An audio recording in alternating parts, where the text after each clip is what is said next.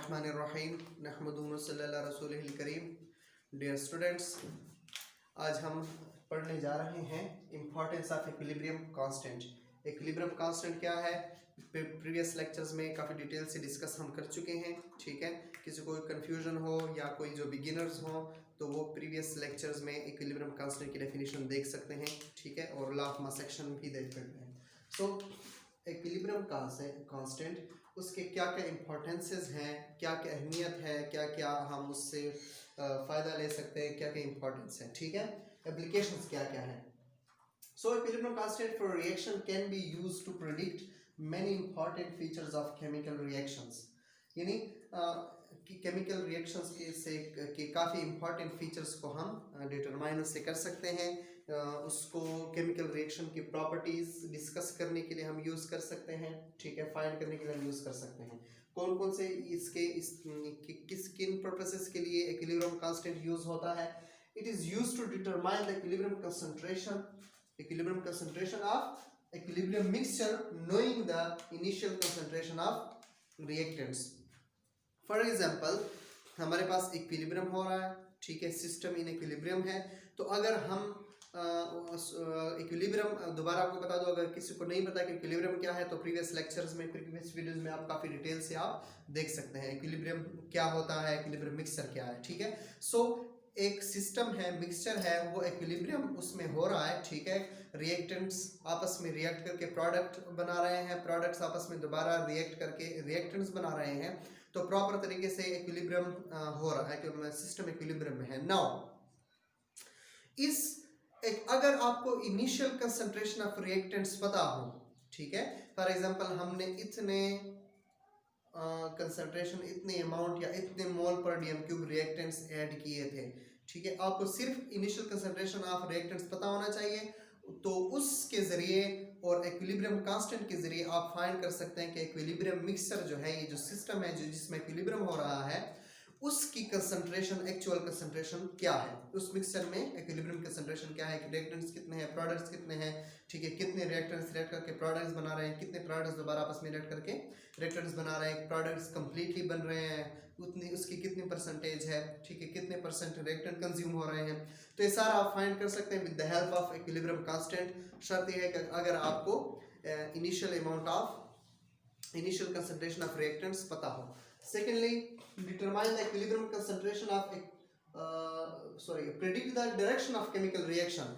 यानी आप equilibrium constant की मदद से मैथमेटिकल कैलकुलेशंस के ज़रिए, एक्सपेरिमेंटल प्रूफ के ज़रिए, इक्विलिब्रियम कांस्टेंट के ज़रिए आप फाइंड कर सकते हैं कि डायरेक्शन ऑफ केमिकल रिएक्शन क्या है, वेदर फॉरवर्ड रिएक्शन हो रहा है, वेदर रिवर्स रिएक्शन हो रहा है। मतलब रिएक्टेंट्स रिएक्ट करके प्रोडक्ट बना रहे हैं, प्रोडक्ट्स रिएक्ट करके रिएक्टेंट्स बना रहे हैं, कितनी देर में ये रिएक्शन कंप्लीट होगा, इक्विलिब्रियम में कितनी देर में, ये सारा कुछ आप लोग फाइंड कर सकते हैं with the help of equilibrium constant. So direction, अच्छा, फॉरवर्ड रिएक्शन, रिवर्स रिएक्शन क्या होते हैं, तो काइंडली प्रीवियस लेक्चर्स में आप लोग, प्रीवियस वीडियोस में आप लोग देख लीजिएगा। ठीक है, third one, predict the extent of chemical reaction.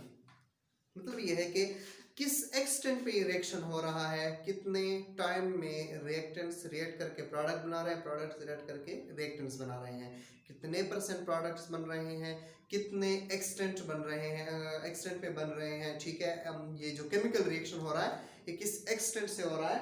ठीक है, सो उसको केमिकल रिएक्शन के एक्सटेंट को हम प्रिडिक्ट करने के लिए भी यूज़ कर सकते हैं। ठीक है, कि लेट्स से कैटलिस्ट के बगैर कितने देर में रिएक्शन हो रहा था, इक्विलिब्रियम में अटेन हो रहा था, और जब हमने कैटलिस्ट ऐड किया तब कितने टाइम में, कितने मिनट्स में वो रिएक्शन जो है इक्विलिब्रियम स्टेट तक पहुंच गया। ठीक है, नेक्स्ट हमारे पास इंपॉर्टेंट है, predict the effect of change in condition of chemical reaction in equilibrium state. याद रखें, एक सिस्टम है, वो इक्विलिब्रियम अटेन उसमें हो गया है। ठीक है, यानी वो इक्विलिब्रियम स्टेज तक पहुंच गया है।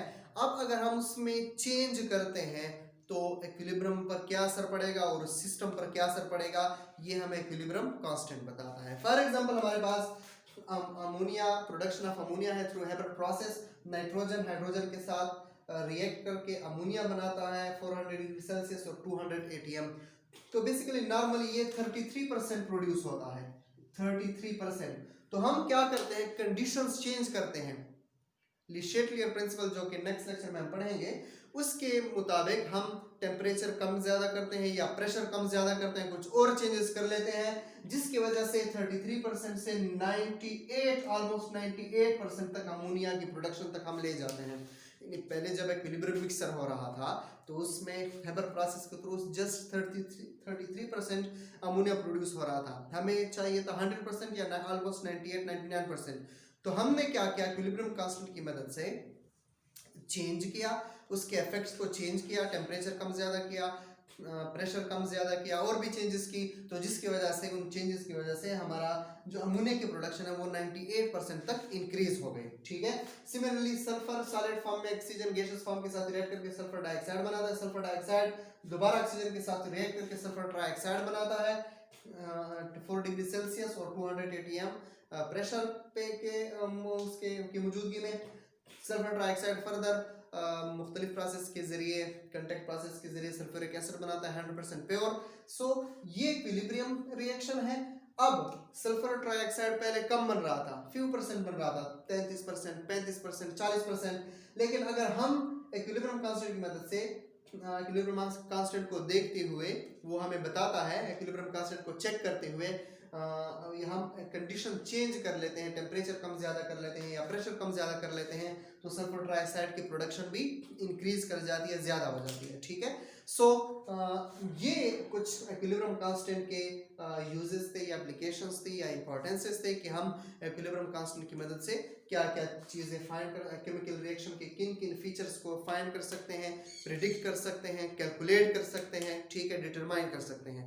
So that was all about today's topic, equilibrium constant, importance of equilibrium constant. इसके बाद मोस्ट इंपॉर्टेंट टॉपिक है लिचेटलियर प्रिंसिपल, तो इंशाल्लाह उसको हम नेक्स्ट लेक्चर में डिस्कस करेंगे। तब तक अपना ख्याल रखिएगा। अल्लाह हाफिज़।